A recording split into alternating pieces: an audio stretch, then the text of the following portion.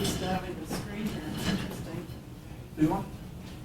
You want anything? No. I just said it's nice having the screen so you don't have to keep turning. Yeah, it's a new edition, right? Yeah, it's just a couple of weeks we've had this. Great. So welcome everybody. We're really pleased that our speaker for our Distinguished Speaker Series today is our very own Sami Cookson. Am I saying your name right? Yeah. It's More or okay. less? Yeah, it's okay. Okay. Before we get started with today's presentation, I would like to acknowledge that Western University is located on the traditional lands of the Anishinaabe, Haudenosaunee, the Nathawak, and Chinook nations, on lands connected with the London Township and Sombra Treaties of 1796 and the Dish with One Spoon Covenant Wampum. This land continues to be home to diverse indigenous people, First Nations, Métis, and Inuit, whom we recognize as contemporary stewards of the land and vital contributors of our society. Please join me, and this is especially appropriate given our topic, in a moment of reflection to acknowledge the harms and mistakes of the past, consider how we each in our own way try to move forward in a spirit of reconciliation and collaboration.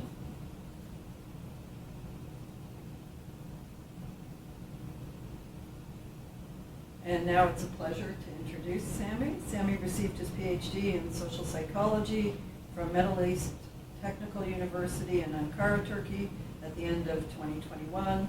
And he focuses, as you might guess, on intergroup relations, conflict, and conflict resolution, and tries to answer questions about how we can live in a more harmonious society. His research interests and approaches include social identities, intergroup contact, irony of harmony, and support for pro-refugee social policies. And as a postdoctoral researcher, he is now studying the effects of collective punishment on in-group consolidation among non-perpetrators in the cross-cultural context.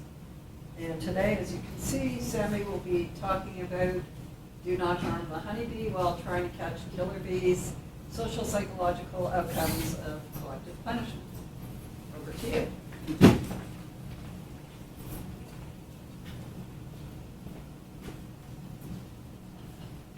Hello everyone. First of all, I would like to thank you for your invitation. Today, I'm going to talk about the social psychological outcomes of collective punishments. And this topic is focusing on the possible effects of harming innocent when trying to punish perpetrators. Unfortunately, we see some political powers which try to catch perpetrators may punish non-perpetrators and innocents. This sometimes appears as a policy. For instance, governments develop some policies to punish perpetrators. However, they also harm non-perpetrators. Sometimes we see its rougher version. For instance, political powers may create huge casualties when trying to punish perpetrators, which may mean the loss of our friends.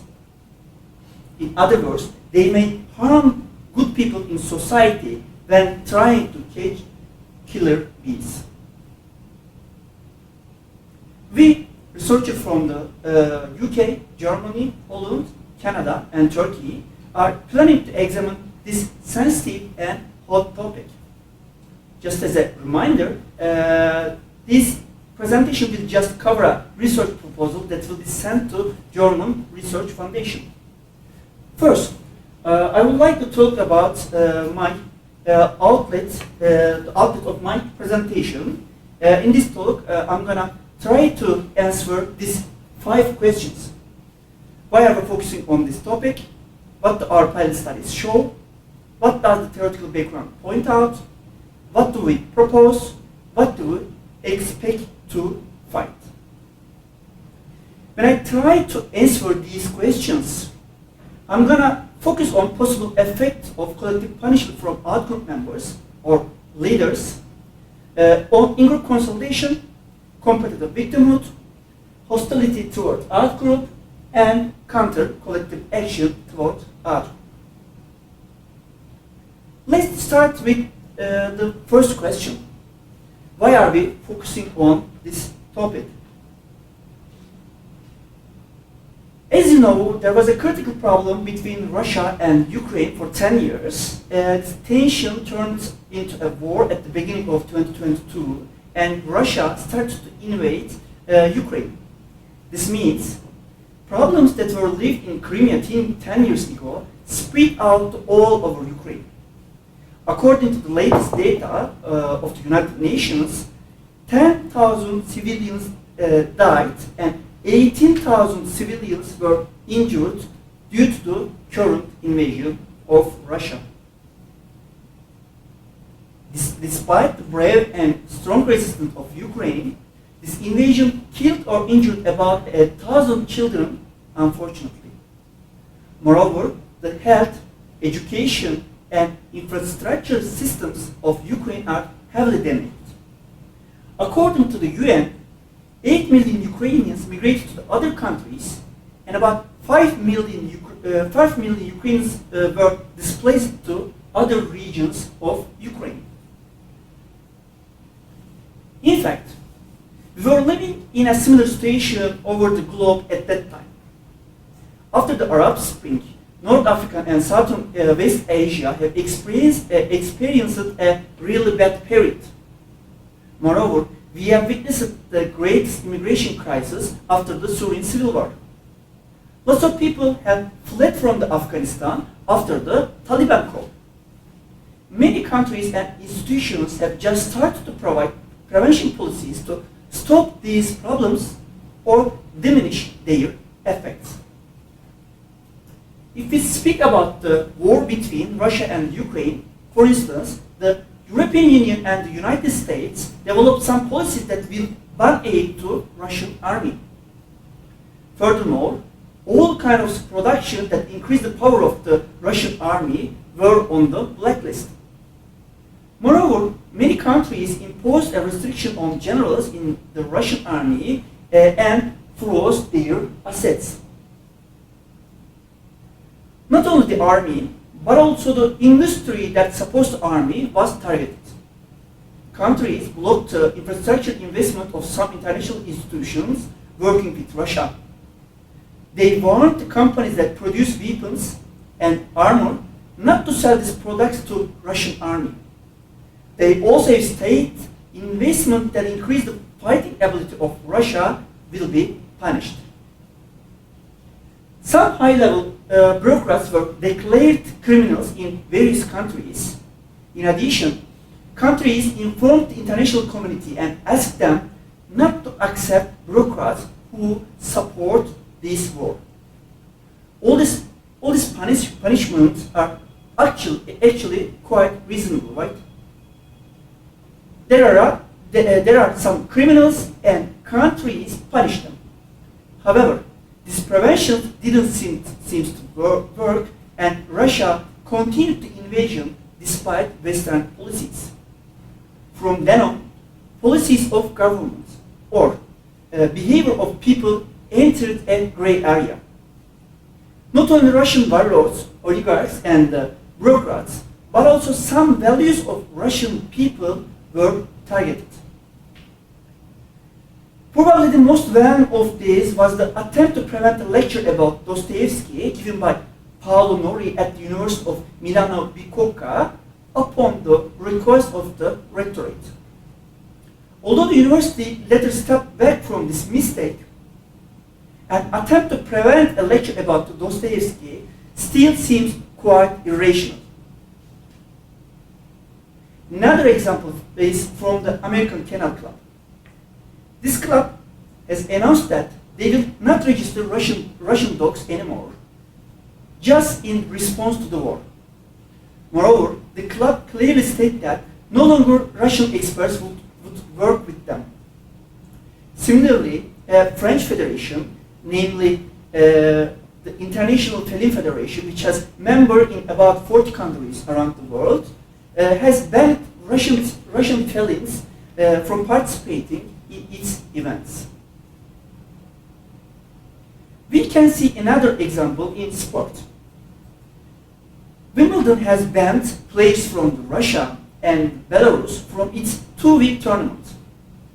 Moreover, the United States company EA Sports removed the national team and the domestic league of Russia from its FIFA video game series as a response to the Russia's invasion of Ukraine.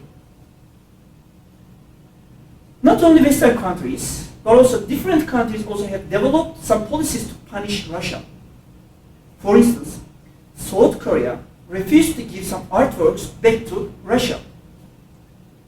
Still, you may think that all these events actually may work against Russia, because all these events actually try to leave Russia in a difficult situation. However, things didn't stop there. Unfortunately, protests quickly turned toward the Russian people, and we began to observe some violence. For instance, vandals attacked a Russian church in Calgary and a Russian community centers in Vancouver.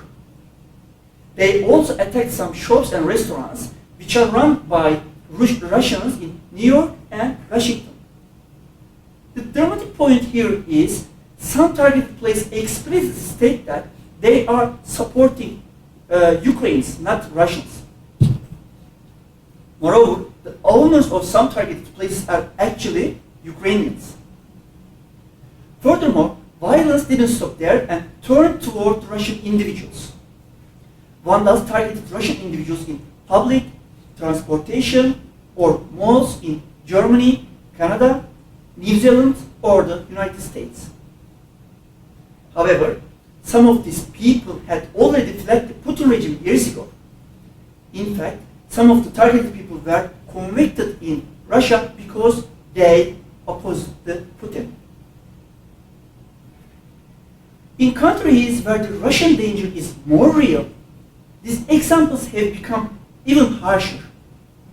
In these countries, both right-wing political parties and some communities directly targeted Russian people and Russian society that had nothing to do with the war. So, this is why I'm talking about the invasion and its aftermath. Because this research proposal was born from this dangerous trend. Actually, the formula here looked like this. First, Russia invaded Ukraine and it's obviously guilty. Therefore, international community, international society must punish the perpetrators, but we have no chance of punishing the direct perpetrators who are the Russian oligarchs and the warlords. Therefore, we can force the Russian public to put pressure on these people. The events I have just talked about will cause the Russian society to direct its anger towards Putin and other responsible people. This means international society can indirectly punishing the perpetrators. We can say that this is a bit like imposing an embargo on a country and expecting the people to put pressure on their leaders. So the formula here, some institutions implement some policies aimed at Russian values, and then the Russian people become angry with Putin because of these policies, and Putin backs down in Ukraine due to the power of public opinion. However, from a different perspective, which may be supported by social psychology literature on intergroup conflict and conflict de-escalation, these policies have the potential to have a backfiring effect. Even if these people are anti-war, with punishment directed at their values and themselves, consolidate them in their in-group. To examine this opinion, we run two pilot studies. So, what do our pilot studies show? First, let me talk about the context of the pilot study 1. Since there is no professional law in Turkey, psychiatrists have a say in the working areas of psychologists. From time to time, this situation creates problems, especially among clinical psychologists and psychiatrists. In this pilot study, we stated that some psychologists engage in some unethical practices. Thus, we state that the Association of Psychiatrists also restricts psychologists from working in hospitals. In other words, psychiatrists, which is the outgroups, punished all psychologists who were not guilty and not perpetrators, which means collective punishment. In the control condition, we state that Association of Psychiatrists would punish only perpetrator psychologists. We then focused on 4 variables, which are in-group identification, perceived outgroup fairness, positive attitudes toward outgroup, and perceived social system illegitimacy. Findings supported our expectation only in terms of 2 variables, which are perceived outgroup fairness and positive attitudes toward outgroup. The differences in the other 2 variables were in the direction we expected, but were not significant. In pilot study 2, by using fictional names that describe the 2 different punishment strategies against East German university students against the dangers of rising number of right-wing extremists in a national student activist organization, we aim to manipulate collective punishment and test its effect on these 5 outcomes, which are perceived outgroup fairness, positive attitudes toward outgroup, collective action, in-group identification, and distributive justice. Our expectation in this study were parallel to the first pilot study. We also thought that in this study, the experimental group would express a greater desire to participate in a collective action toward their outcomes. However, although the differences between the experimental and control condition were in the direction we expected, none of the differences were significant. However, our p-values were close to significance value like 0.053. As a result, we aim to examine the effect of collective punishment on the following 4 variables by evaluating the findings of our pilot studies: in-group consolidation, competitive victimhood, hostility toward outgroup, and counter-collective action. So, what does the theoretical background point out? We think that we can explain the relationship between these variables with 4 fundamental theoretical approaches. These approaches are evolutionary psychology, social identity approach, the dual pathway model of collective action, and the elaborated social identity model of growth behavior, and finally, ethos of conflict. As we speak in terms of the evolutionary psychology, punishment is most altruistic and coordinated because it aims to pursue cooperation, and people are willing to punish non-cooperators. However, in the context where intergroup conflicts occur, the ability of this punishment to serve intergroup harmony depends on very delicate balances. Perceived as unfair can serve to create hostility and violence between groups instead of harmony and positive relation, and can foster intractable conflicts. As the rise of intergroup conflicts brings endless polarized and hostile discussion on who hit first and who was the real victim. So it's crucial to understand the social psychological process of how different punishment strategies in the context of conflict influence the aggressive counterreactions of these who are punished. On the other hand, social identity theory suggests that psychological group formation and identification with a group make the knowledge and awareness of being a member of that group a core and silent aspects of one's self-concept.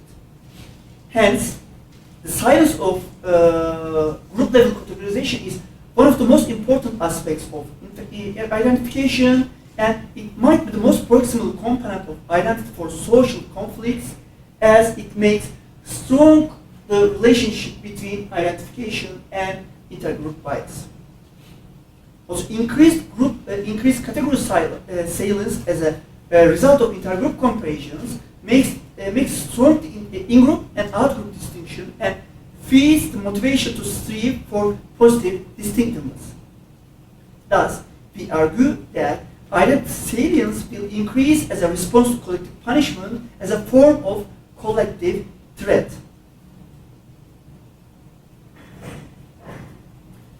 In summary, our identities and therefore our behaviors are affected not only by self-categorization, but also by how others categorize us. If the out-group collectively punish us by grouping us with the perpetrators, people may be more likely to categorize themselves in an in-group with these perpetrators. On the other hand, the dual pathway model of collective action informed by relative deprivation and resource mobilization approaches summarizes social psychological processes of injustice and efficacy and problem-focused approach to collective action. This model is discussed as using psychological resources that provide confidence to solve collective problems such as collective efficacy, empowerment, agency, or perceived effectiveness of particular strategies. Moreover, the elaborated social identity model of growth behavior provides a framework to understand collective actions as intergroup encounters and conflict. Shared group identity plays a crucial role in defining appropriate conduct during intergroup conflicts and enables people to act collectively in line with their in-group norms. The enactment of these norms occurs within intergroup contexts where outgroups may have different values or perception of these norms. It proposes that indiscriminate and illegitimate intervention by outgroups can reshape the boundaries and norms of in-group, potentially motivating violent collective action as a defensive response to perceived unfair treatment by the outgroup. Thus, the conflictual interaction between the in-group and outgroups, such as punishment that is perceived as unfair, can create new in-group norms that enable radical and aggressive strategies against the illegitimate acts of outgroups. In summary, collective punishment may increase attention of members to the values and norms of the in-group. Additionally, collective punishment from the out-group may increase distance of in-group members from the out-group. This may promote the idea of coming together to solve problems among in-group members, which points to collective action towards outgroup.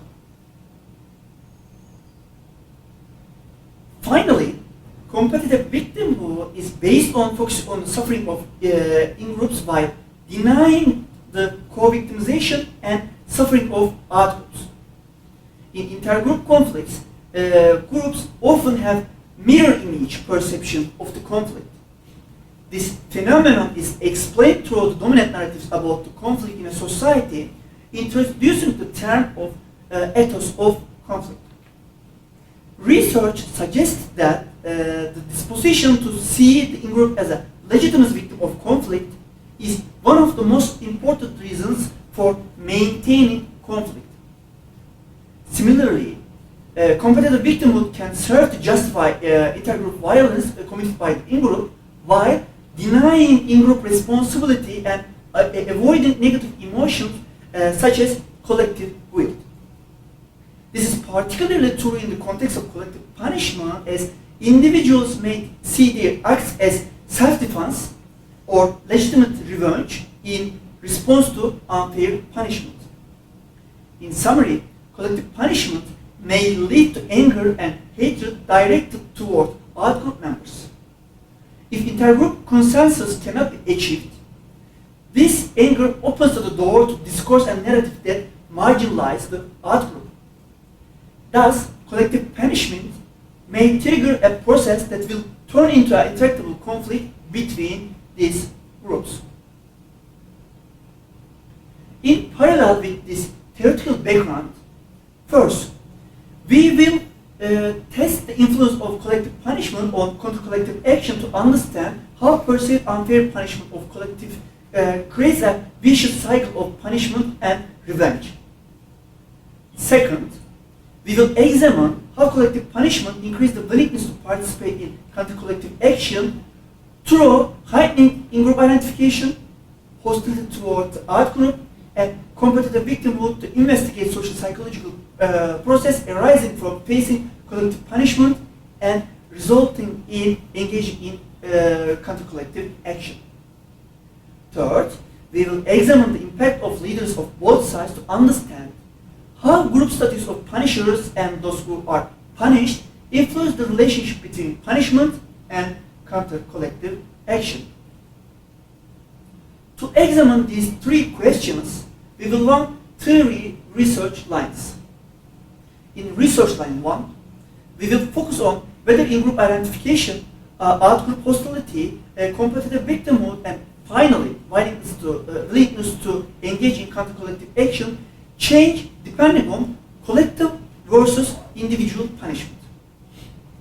In research line 2, we will examine the effects of both collective punishment and status of punishers in the group, building on the context examined in the first line of research. In research line 3, we will build upon the context explored in the first two research lines, examining the effects of the punishment of in-group leaders additionally. Both research lines will focus on two contexts, which are ideological conflict and ethnic conflict. The context of ideological conflict states collective action regarding the current climate crisis. And the ethnic conflict focuses on the conflict between two specific ethnic groups. First of all, let's talk about the collective action regarding the climate crisis is an example of ideological conflict.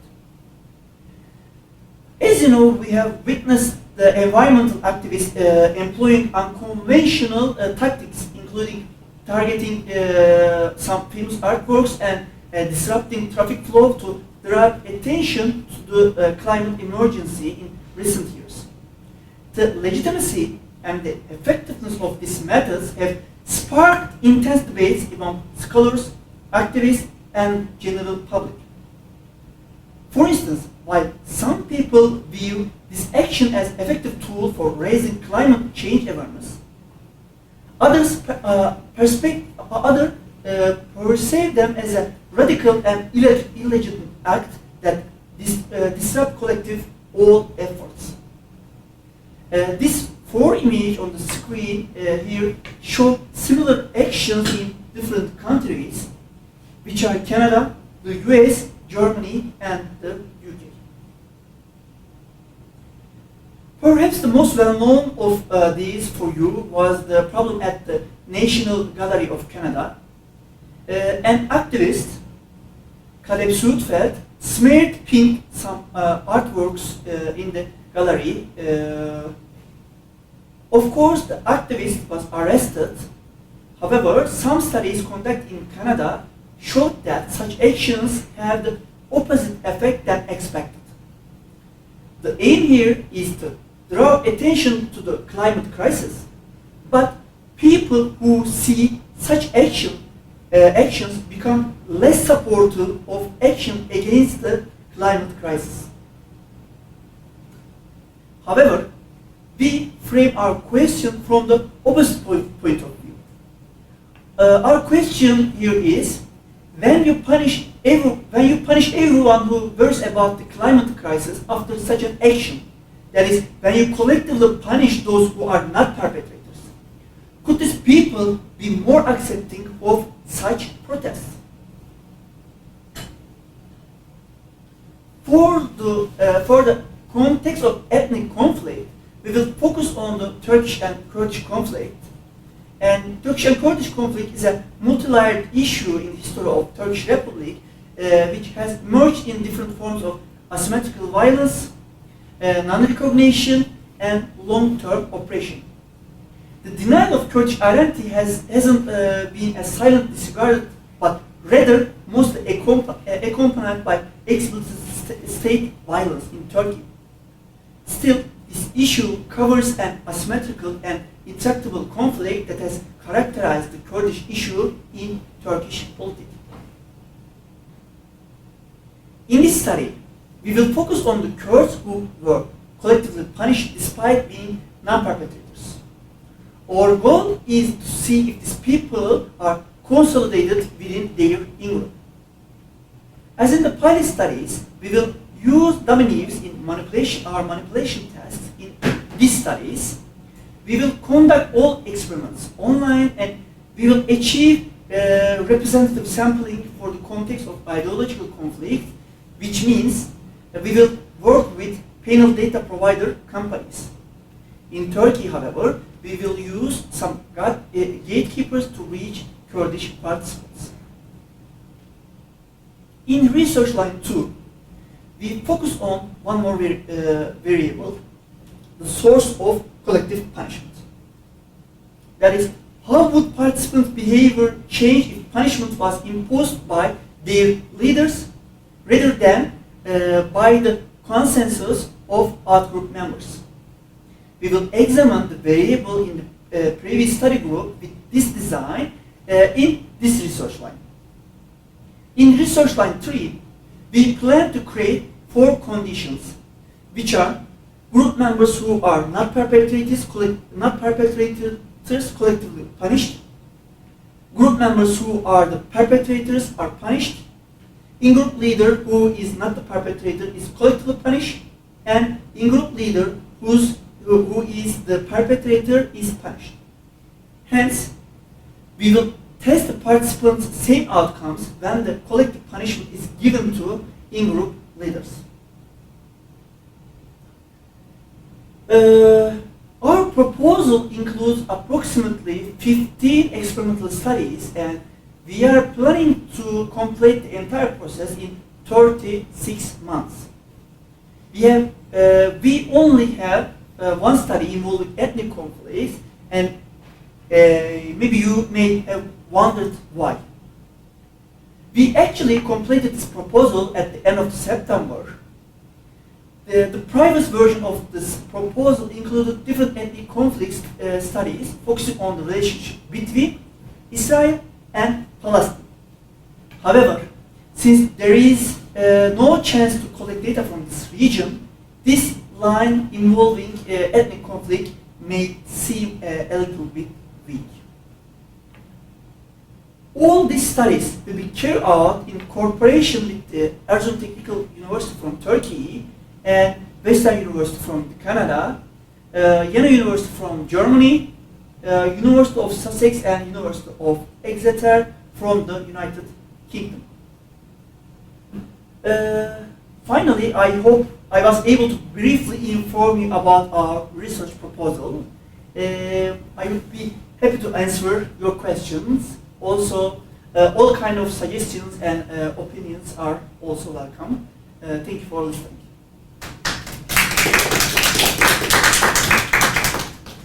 That's great. Do you? I can go first. Yeah. Thank you, Sami. My question is more about if there's any thought about intention when it comes to collective punishment. Like if people know the effects that it's having on the innocents, Yeah. does that change anything? Is there a sense of whether the people who are imposing this punishment know the impact it's having on non-perpetrators? Actually, we don't aim to examine this kind of research or this kind of topic, but I can guess. I think if the people know that the outcomes of the collective punishment to the non-perpetrators, on the non-perpetrators, maybe the behaviors of the people can change, but before the guess more than that, I think we can read more. We can read more things about this situation, because as you know, we are not aiming to understand, especially this topic. But I think, yeah, it changed because, you know, as we speak about the evolutionary psychology, it's related with the survival, right? Yeah, I think the people who think they cannot survive after they cannot survive after this punishment, so they can change their behavior toward the people who is given punishment, collective punishment to do in group. Thank you. You're welcome. I have a question about permeability of boundaries. Yeah. So if the boundaries are not permeable, you might think about this in-group consolidation, but if you can just leave your group, Yeah.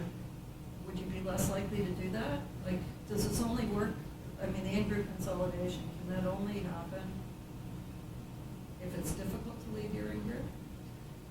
I think, yeah, because all groups we focusing on, actually the groups like that, I mean all groups in this study is relatedly has hard boundaries between in-group and out-group, and they cannot easily change their in-group to, or they cannot easily shift their in-group to the other out-groups. So if we change the context to the groups we spoke about it, I think their counter-collective action may diminish, because if you live in group that its boundaries hard, so they cannot transfer yourselves to other group, their behavior would be the more hard and more strong, I think. I'm sort of thinking about, I don't know, members of a group who live surrounded by other people who are like them, like Russians in Russia versus Yeah. Russians in Canada, for example. I know you're not studying exactly that, Yeah. but that concept, right? Like, Russians in Canada can just get rid of their accents and not be Russian anymore, whereas in Russia, they're Russian, right? Yeah, yeah. It would be great examination, yeah, but I don't have a clear idea about it. Building off of that, do you think the strength of the effects you'll find will differ from ideological to ethnic because of that kind of difference? Actually, it's an exploratory research proposal, and we have not directed hypothesis. Okay. So we want to just explore the situation between groups and within groups also. Like, could you guess? If I guess, I think the behaviors of people who are in the ethnic conflict has more strong opinion and more strong attitudes and behaviors toward our group, because, as you know, ethnic conflicts has greater or stronger root, deeper root in their countries or in their societies. So, depending on this opinion, I think we will observe more strength behaviors and attitudes on the condition, on the ethnic conflict situation. Thank you.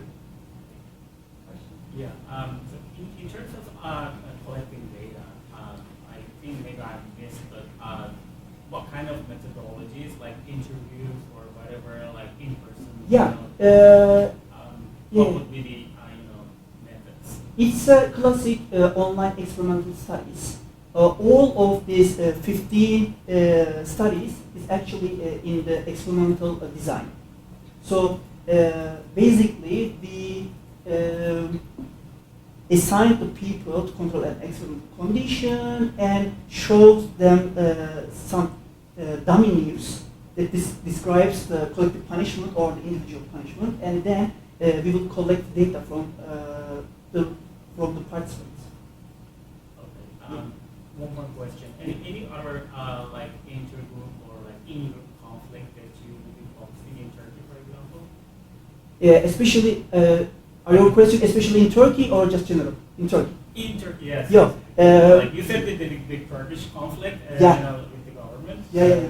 Yeah. What else? Yeah, it's a great question. Actually, we can focus on the conflict between some religious groups, but as you know, it's a so sensitive and a hot topic in Turkey. Like, we can also focus on the Alevis and Sunnis, but even getting a IRB, the ethic approval is almost impossible in Turkey.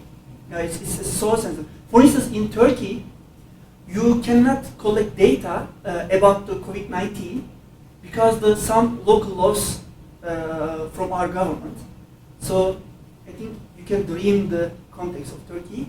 But if everything was fine, we can also focus on the groups like the Sunnis and Alevis, and also some ideological, some not ethnic, but if I want to say ideological groups like some right-wing parties and left-wing parties, because in Turkey we are actually so polarized people. So we can focus on this group, but because of some restriction and some logical reasons, just we will focus on Kurdish and Turkish conflict. Thank you. Thank you.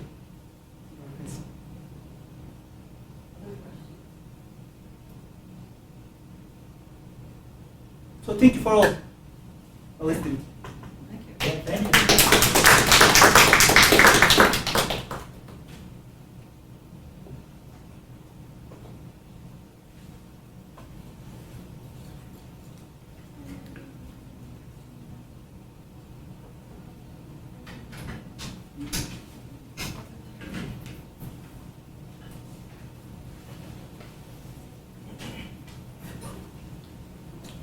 It's so rich.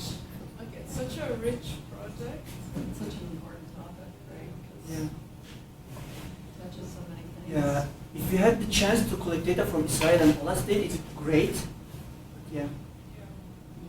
In a Canadian context, can you think of like applications or like potential like replications?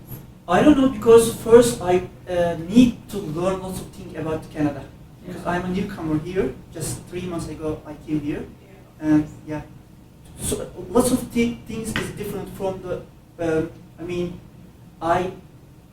I learned lots of things when I reading something, but it's different thing to learn something while you are living and you are reading. So first I need to improve my knowledge about the Canadian culture and some groups, about some groups aspects, characteristics. So after that maybe I can answer. Okay, I'll ask you next year. Yeah. So do you think do you have any idea about? So the first thing that came to mind was something COVID related. And I think we're a little tired Yeah. of doing COVID research, but I think there was definitely that sentiment that, you know, we're all having to suffer the consequences Yeah. of some certain group or some, you know, not that I'm saying I agree Yeah. with this way of thinking, but I think some people did have that approach. So that was the first thing that came to mind. But I think it's worth. What about indigenous issues, right? I mean, I'm not saying I agree with that, but some people would say it's a collective punishment that we should all feel guilty when we didn't do anything, right? It wasn't our generation, but we're being made to feel bad. I'm not saying I agree, I'm just saying. could apply Yeah, I to wonder everything. if guilt is enough punishment. Well, there is other punishment, I think, that will, you know. Yeah. will- Just feel like it might not be ethical to do research like that because of the consequences like people that I know. Misuse of data. Yeah. But I was thinking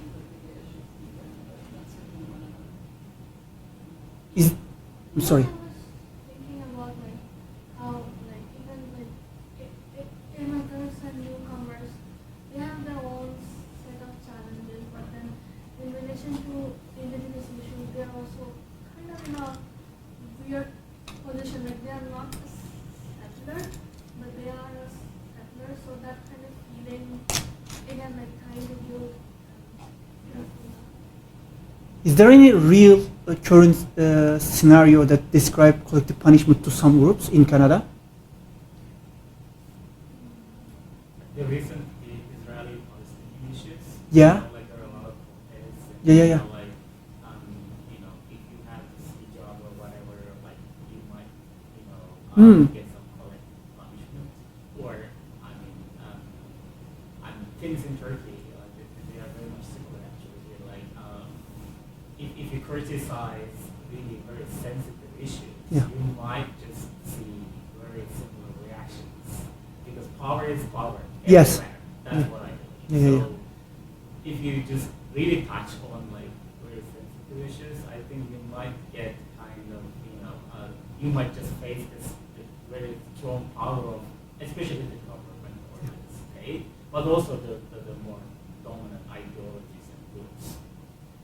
So that's another issue maybe that should be kind of studied. That's something recent, Yeah. but it's actually similar to the kind of discrimination the Chinese people went through, you know, during this COVID time because of this, you know, virus, etc. They were kind of disadvantaged. In Canada?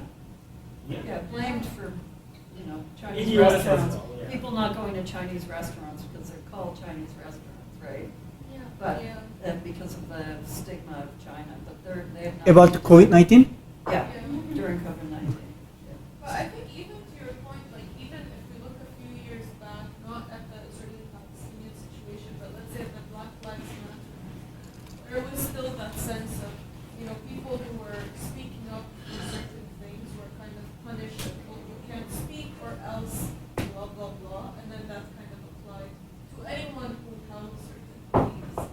So maybe it's something like that. Yeah, I think it's just in human nature, we make generalizations. You know, Turkish people are like that, Chinese are like English and something like that. So it's just, I mean, like human nature. So actually, I was really curious about like, what will be some of the implications, or like, most probably you had some like feelings about like or expected results. Yeah. So like, I'm studying education, so I'm like more interested in the pedagogical or educational component. Maybe we will not, of course, go into such things, but depending on the expected results that you will get out of this, you know, this series of studies, what do you think like you would be finding and like suggesting as a kind of solution to, you know, these injustices or whatever, like collective punishment? Because the title says like sorry, what was the title? Like Killer bees? killer bees, yeah. So you want to really find the perpetrators, not the others. So what would be some of the, you know, implications or solutions or whatever suggestions Yeah. to overcome such, you know, issues in societies, you know, in between groups or in groups? Actually, No. I think that's a good question. yeah.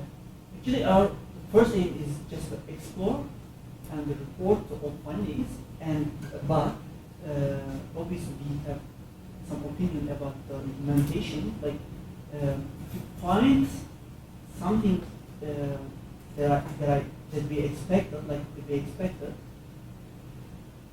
we can say that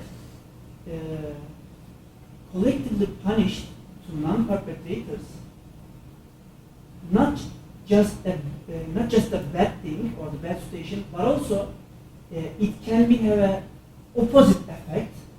So non-perpetrators can collectively counter action toward you, and I think it's a good policy implementation.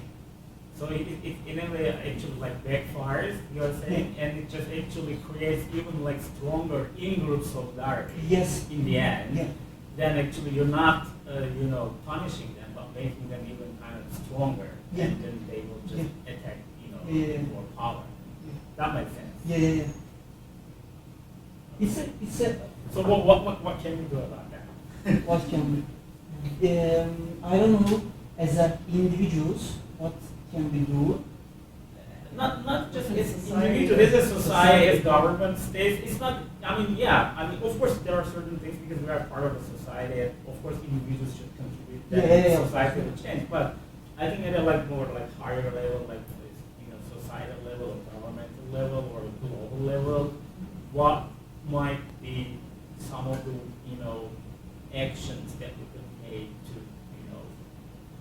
just prevent such Yeah. issues. Maybe the best way to prevent this problem is, or could be, some restrictions or some protest towards people who collectively punish someone or group which collectively punish the other groups. Or I saw some boycott trends to the companies to give some kind of collectively punish to other people. I actually think that all these events, all this kind of action could be useful to prevent these problems. But as you know, the big part of the issue, the big part of the job is depending on the thinking and opinion of our governments. So I think I feel that you are also referring to the legal system. If there's a perpetrator, it's the job of the country to the legal system, whatever the armed force, whatever you call it, just to find the exact person or whatever whoever the perpetrator is.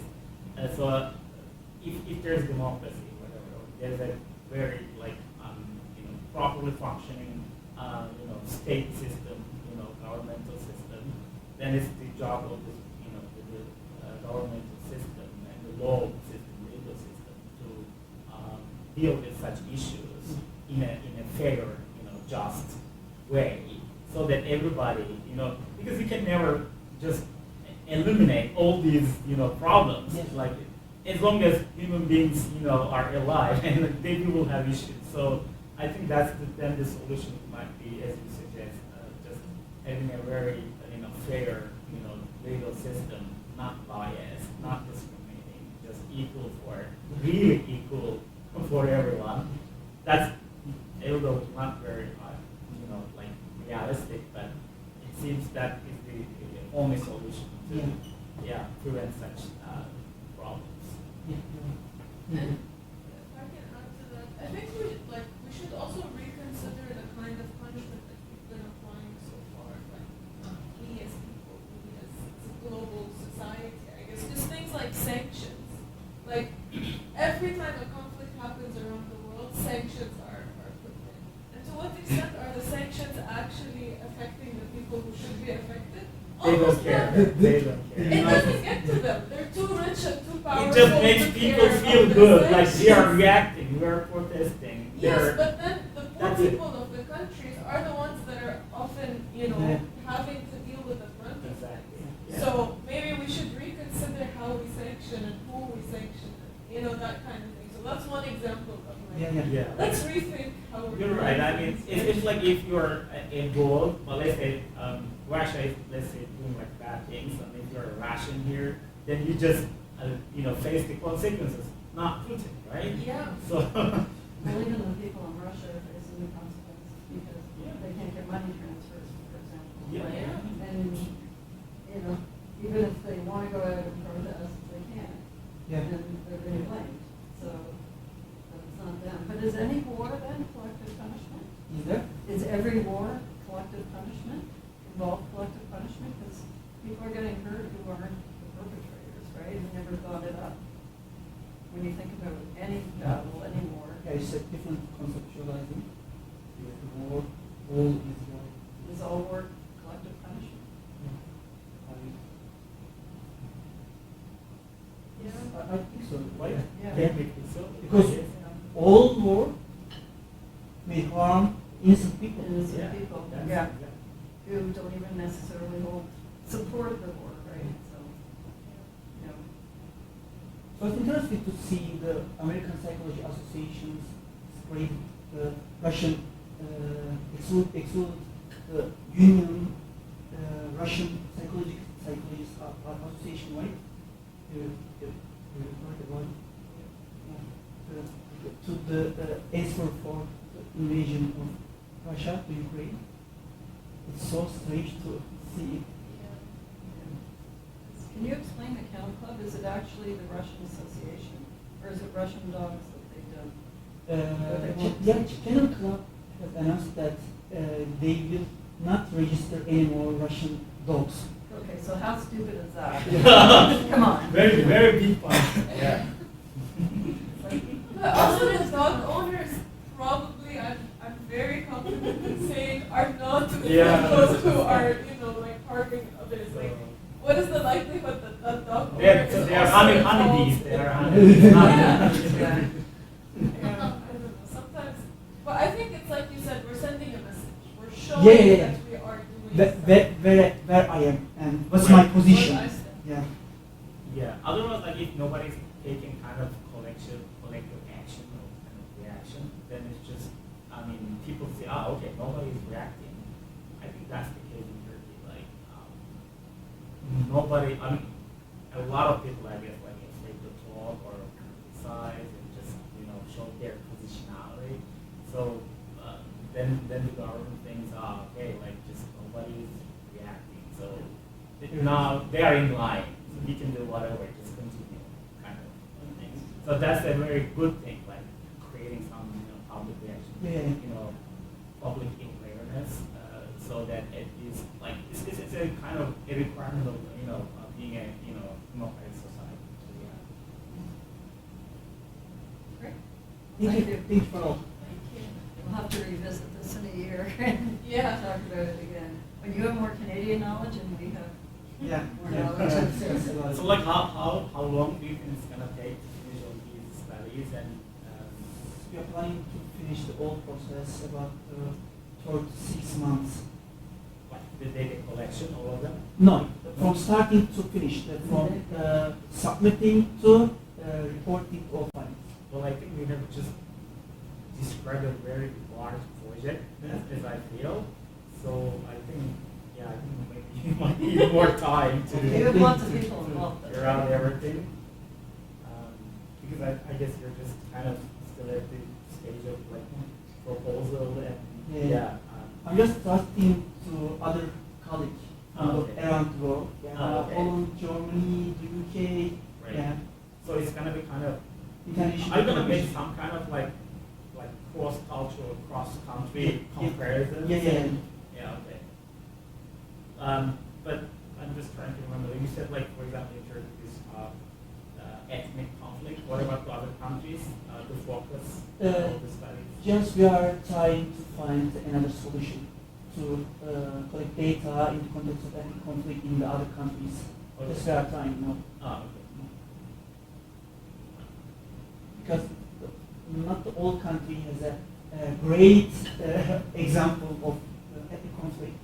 For instance, in Holland, there is some kind of conflict between the refugees and the other people, but they are not ethnic identity. So You might do the same in Canada, for example, like it's a kind of immigrant country. So you might, design a research study like this, conflict, for example, or whatever between the immigrant groups, even like in groups or like different immigrants of different countries, for example, between groups. Yeah. And also the let's say the Canadian students. yeah, but That might be. yeah. Just as a note, in the conflict between the recent some kind of conflict between the refugees in immigrants and other people in Canada seems so kind, so naive. So then compare the other conflict, for instance, in the Middle East or the East Europe. I see, okay.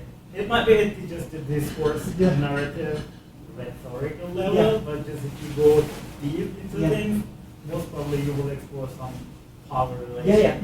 Maybe we can distinguish or differentiate between the explicit and implicit kind Yeah. of behavior or the activity. Yeah, it depends on, I guess, like where you're looking at. Yeah. Like, if this is just kind of random encounter on the bus on the street, that is something different. But like competition for employment, or other ideological things, like or very sensitive religious issues, whatever, like or rights, discrimination, equity. Like if you look at different concepts, Yeah. you might, I guess, explore different layers. Yeah. Yeah. But still, from my view, a person who coming from the Middle East, still all these issues still all these issues are not explicit. Still, when I compare the things between Turkey and here, still competing for a job or the things people live in the transportation or in the public area, still they are implicit, not explicit. Because in lots of countries from Middle Eastern, as you know, people may kill the other people just because their identities. In Turkey, lots of village cannot communicate other neighbor village because of their religious type. So when we compare it, yeah. Maybe in Quebec, right? Maybe something in Quebec. There's lots going on in Quebec in terms of, for example, religious minorities are not allowed to wear or anybody is not supposed to wear religious symbols. And people are getting punished for that, right? They're not allowed to. All kind of, or just for Muslims and the other? No. All. Well, it should be all, except they still have a big cross in the legislature. Yeah, it should be all, but it ends up Did they being take it down? applied. I think so, because I think they were getting criticism that they weren't following their own rules, and so they took it down, but, yeah, I mean, it's, even like French and English, like that's in Canada, like that's a very big in-group, out-group sort of distinction, not that we have any major conflicts between us, but that is like a major thing, and Yeah. So are your participants representative of everyone, or are they specifically the in-group that's being punished? Actually, we are recruiting the participants like for every country. I mean, we will use the data of the related country. For instance, when we will focus on, for instance, Canada, we will recruit the people like the other Canadians, not just focusing on the specific group like climate activists or the other peoples. Am I correct? So for example, Kurds and non-Kurds within Turkey. I couldn't understand. Kurds or non So The Kurds Kurds and non-Kurds. Ethnic conflict is different because we don't have any data about the Kurdish people in Turkey. But if we have, we can say that we can recruit the people from Turkey. As we speak, we call it in Turkish and Kurdish. Yeah, we will recruit the Kurdish people. Yeah. Yeah, so in the example of climate activists, you will recruit people who are activists about No. climate. We will recruit all kind of people who have concern about the climate crisis. Because based of our knowledge, there is no explicit in-group identity that describes the climate activist. Also, we can focus, but the first aim of our is the will recruit the participant from the lay people. So anybody who's concerned with Climate crisis, yeah, crisis. can participate to our study. Okay. But you're just trying to figure out how. I guess my question is, it's always the group being punished, Yeah. but the Even if- definition kind of varies depending on ideological versus Yes. ethnic. But it's always going to be the group being Yeah. punished. Even if you are not perpetrators, in the experimental condition, you are getting collective punishment because of the other people's behavior. So for example, for climate, maybe they won't let you even, I don't know, sign petitions, I'm making this up. Yeah.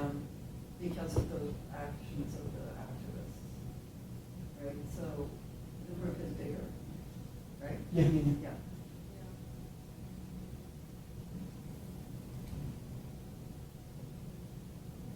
But this proposal also will get a revision from the Research German Foundation, and maybe we can change our specific targets. Yeah. It's No. not a final version. No, of course, and I don't know a lot about a lot of these places anyway, but because we brought up kind of the comparison with Canada, I'm still trying to figure out like what could be like a topic, but then I'm thinking like if you're specifically asking the people who would potentially be punished because one of their own members did something, right? Like Yeah. that's kind of, so like all indigenous people are not allowed to enter government buildings because one indigenous person vandalized it. Yeah. It's a clear for ethnic Right? conflict. Yeah, yeah, it's a clear for ethnic conflict. But I understand that it's not a clear situation about the ideological conflict. Yeah.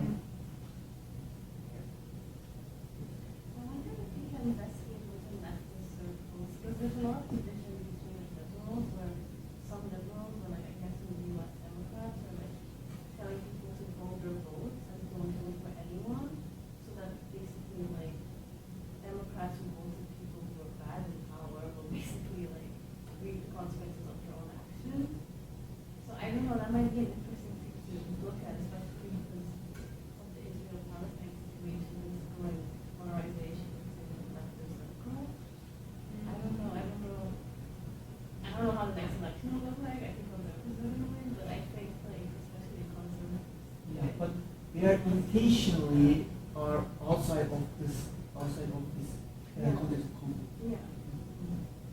As an individual, of course, we have a position of this problem, but as a research team, we are intentionally out of sight. We can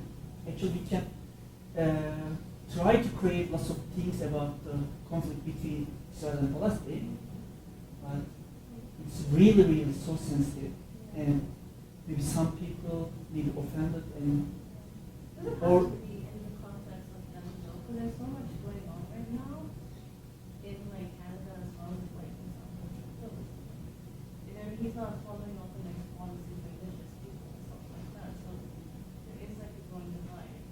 I don't know, I just something Yeah. interesting. So when we talk about it. Mhm. I'm sure you could do interprovincial conflict in Canada, right? And if Alberta pulls out of CPP, our pension plan, like the rest of the country is punished, basically, because Alberta doesn't get along with the Liberal government. And they don't necessarily represent all of us, but we will all be punished if it happens.